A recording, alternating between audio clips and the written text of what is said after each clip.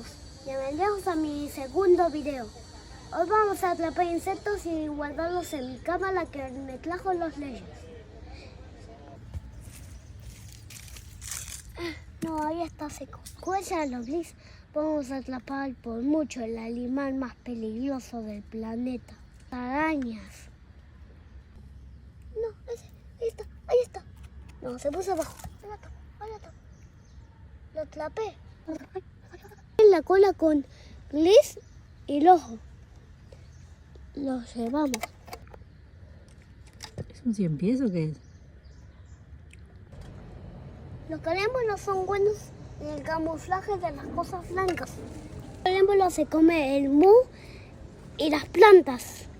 Ah, ok.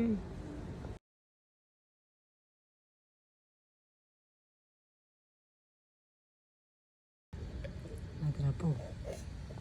Si vos te encontrás con una araña a patas largas, significa que esa araña justo puede lanzar sus telarañas desde su boca. Mira qué loca. Mira qué loca corre. Para atrapar todos los insectos que quedaron en los contenedores de aquí. Y mi misión es salvar a todos antes que un pez gigante los ataque. No. Y rápido. Saca. Chao.